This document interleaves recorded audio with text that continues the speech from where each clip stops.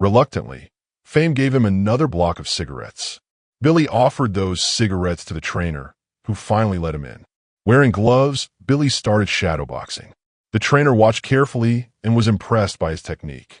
He called Billy into the ring to fight another boxer and test him. After months of neglecting his health, Billy was weaker, with low stamina.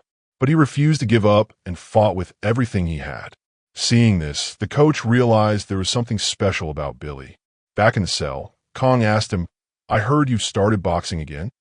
Kang's respect for Billy grew. This boy was trying to quit drugs and rebuild himself as a fighter. In the boxing area, Billy poured all his rage into training. He screamed and shouted as he punched, surprising the other inmates who watched in amazement. One day, Billy saw Kang's men betting on a fight between two fish. Billy placed a bet too, and luck was on his side. He won. But the man who ran the bet refused to pay. Hey guys, before we go further, don't forget to smash that like button. And if you're new here, hit subscribe and turn on the bell so you never miss an upload. We're on the road to our first 1,000 subscribers, and every bit of support really means a lot. He smashed a bottle and threatened to stab Billy if he didn't back off. Kong didn't like this unfairness. He ordered his man to give Billy what he had won. Billy thanked Kong. He gave his winning cigarettes to Fame, repaying his debt. Billy then admitted, "I lied before. I do have a family, a father and a brother, but they don't know I'm in prison." Fame revealed that she was in prison because she killed her own father. He used to beat her and her mother since childhood. Billy comforted her, and she cried, remembering her pain. Sharing their sad stories brought them closer, and slowly they fell in love.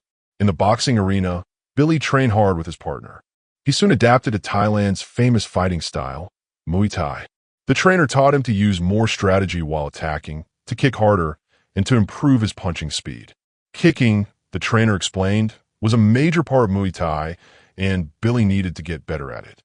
One day, during a practice match, Billy fought another boxer. Both exchanged fierce blows, but eventually Billy fell.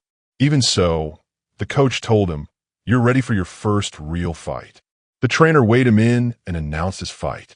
Billy's opponent stared into his eyes, trying to break his confidence. But Billy stayed calm. When the opponent shoved him, Billy immediately leaped forward, fully ready to fight. The referee separated them. During the fight, Fame entered as the ring girl. By the fourth round, Billy was tired, but he kept fighting with spirit. He landed powerful kicks and punches, knocking his opponent down. But the man refused to give up. He got back up, and they continued exchanging blows until Billy once again threw him down. Finally, Billy cornered him, unleashed a flurry of strikes, and knocked him unconscious. Billy had won. Everyone present cheered for him. He looked at the warden and bowed respectfully. After the fight, Billy laughed and joked with the other prisoners.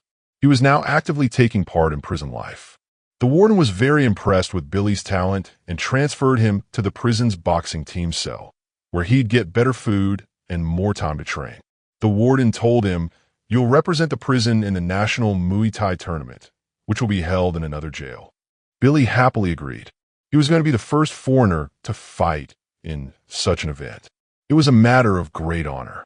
The warden handed Billy a letter from his father. Billy thanked the warden and left. Guards came to King's cell to take Billy to the boxing team cell. One of King's men, who had become a close friend of Billy, said goodbye to him. Now in his new cell, Billy sat quietly and began reading his father's letter. Out of respect, the boxers made a prison tattoo on Billy's waist. They surrounded him, pricked his skin with a special needle, and applied paint.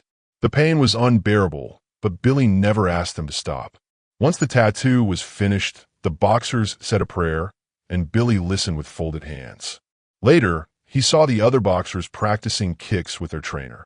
When Billy's turn came, his kicks weren't good enough to win a tournament. The trainer explained that to kick properly, he had to rotate his upper body.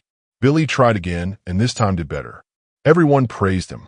Besides training, Billy often went to Fame. He had started to like her a lot. But one day, Billy saw Fame with another man. His mind snapped. He went crazy and tried to fight the man inside the cage. Billy felt betrayed, ashamed, and furious.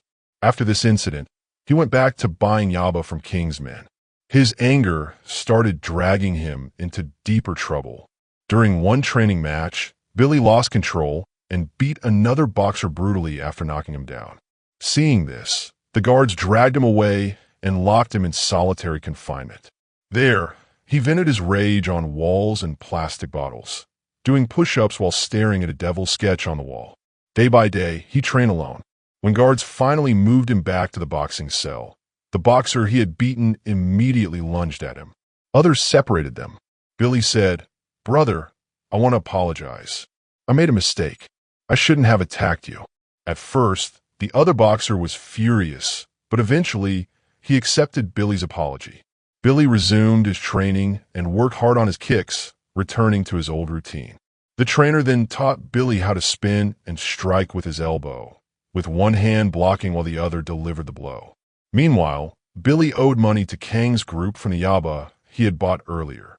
Billy begged them, "My big fight is coming up. Once I win, I'll pay you back." But Kang's men cornered him, threw him to the ground, held him down, and threatened him with a needle. Kang warned, "If you lose this tournament, your life is over." Shaken, Billy trained harder. One day, he fell sick during training, ran to the toilet, and vomited. The doctor told him his old drug addiction and boxing injuries had caused internal wounds. Any more damage could be fatal. Yet, despite his fragile condition, Billy decided he would fight and win.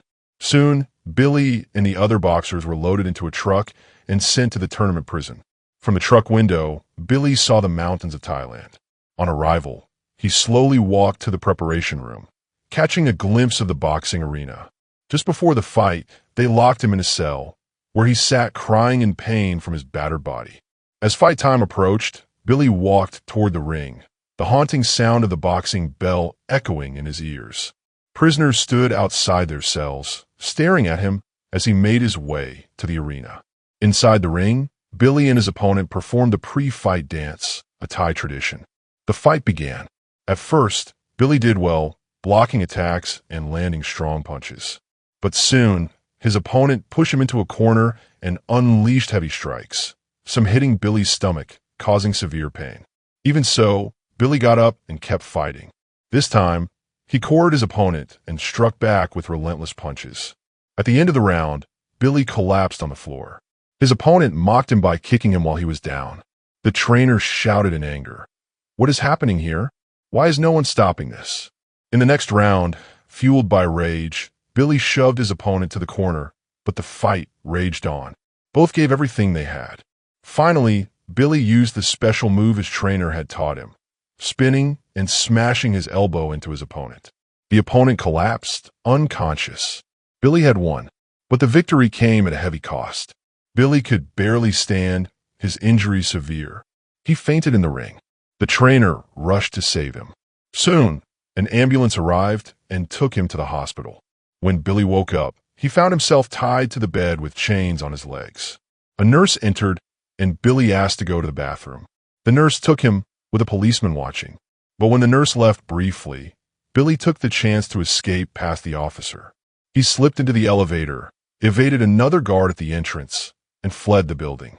The police were distracted by another ambulance, allowing Billy to walk away unnoticed. He wandered the streets aimlessly, thinking how his life had reached this point. He roamed near an abandoned railway line in a poor neighborhood, stopping to wonder what purpose his life held. Realizing he had nowhere to go, he returned to the hospital. After recovering, Billy was sent back to prison. One day, guards told him he had a visitor. It was his father. This is the true story of Billy Moore, who somehow survived the brutal prisons of Thailand. Interestingly, in the movie, Billy's father was played by the real-life Billy himself. A few years later, the King of Thailand pardoned Billy's sentence. After his release, Billy dedicated himself to helping people struggling with drug addiction so they could live better lives too. If you liked the video, give it a thumbs up. Don't forget to subscribe to the channel. See you in the next one.